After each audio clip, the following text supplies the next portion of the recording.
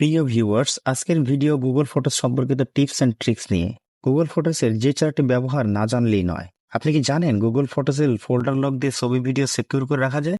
মূল ভিডিওতে যাওয়ার আগে আপনারা যারা আমার চ্যানেল নতুন, please subscribe and tap the bell icon. চলুন দেখে নেই কিভাবে গুগল ফটোসের ছবি বা ভিডিও লক করে রাখা যায়। প্রথমে আপনার ফোনে থাকা গুগল ফটোস অ্যাপে প্রবেশ করুন। নিচে থাকা টুলবারে আপনি চারটি আইকন দেখতে পাবেন। সেখানে থাকা লাইব্রেরি আইকনে ট্যাপ করুন। এখন আপনি একেবারে টপ রাইট কর্নারে লক ফোল্ডার নামে একটি অপশন দেখতে পাবেন। লক ফোল্ডার অপশনে ক্লিক করুন। এখন আপনাকে পিন অথবা ফিঙ্গারপ্রিন্ট ইউজ করতে হবে। আপনার ডিভাইসটি যেই পিন দিয়ে লক করা সেটি টাইপ করুন অথবা ফিঙ্গারপ্রিন্ট ব্যবহার করে প্রবেশ করুন। লক ফোল্ডারটি ওপেন হলে নিচে একটি প্লাস সাইন দেখতে পাবেন। ওখানে ক্লিক করে যেসব ভিডিও বা ছবি আপনি লক ফোল্ডার রাখতে চান সেগুলো সিলেক্ট করুন। সিলেক্ট করা শেষ হলে টপ রাইট কর্নারে থাকা মুভ বাটনে ক্লিক করুন। আপনার ছবি বা ভিডিওটি লক ফোল্ডারে সেভ হয়ে যাবে। আপনার ব্যবহৃত পিন অথবা ফিঙ্গারপ্রিন্ট ছাড়া কেউ সেটি দেখতে পাবে না। এভাবে আপনি আপনার ছবি বা ভিডিওগুলোকে নিরাপদ রাখতে পারেন। তাছাড়া আমরা অনেক সময় অপ্রয়োজনীয় ভিডিও বা ছবি ডিলিট করতে যেয়ে প্রয়োজনীয় ছবি বা ভিডিও ডিলিট করে ফেলি। কিভাবে ডিলিটেড ভিডিও ফিরিয়ে আনবেন চলুন দেখে নেই। প্রথমেই আপনার ফোনে থাকা গুগল ফটোস অ্যাপে প্রবেশ করুন। নিচে টুলবারে থাকা লাইব্রেরি আইকনে ট্যাপ করুন। এখন উপরে চারটি অপশন দেখতে পাবেন। সেখানে থাকা বিন অপশনে ক্লিক করুন। এখানে আপনি যত ভিডিও বা ছবি ডিলিট করেছেন তার লিস্ট পেয়ে যাবেন। আপনি চাইলে একটি একটি করে অথবা টপ রাইট কর্নারে সিলেক্ট বাটনে ক্লিক করে সিলেক্টেড ভিডিওস একসাথে রেস্টোর করতে পারবেন। আপনি যে ছবি বা ভিডিও ফিরিয়ে আনতে চান সেটার উপর ট্যাপ করুন। এখন ডিলিট ও রেস্টোর নামে দুটি অপশন দেখবেন।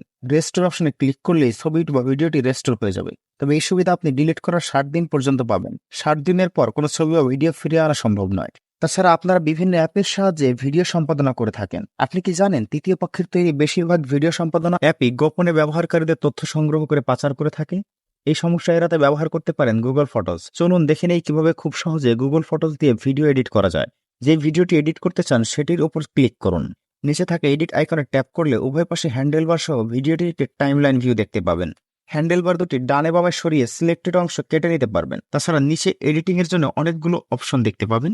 ক্রপ অপশনে সিলেক্ট করে ভিডিওটির অ্যাসপেক্ট রেশিও ঠিক করে নিতে পারবেন।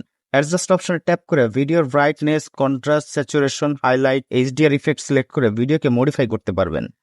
এছাড়াও ফিল্টার ও টেক্সট ইত্যাদি ব্যবহারের সুযোগ রয়েছে এখানে।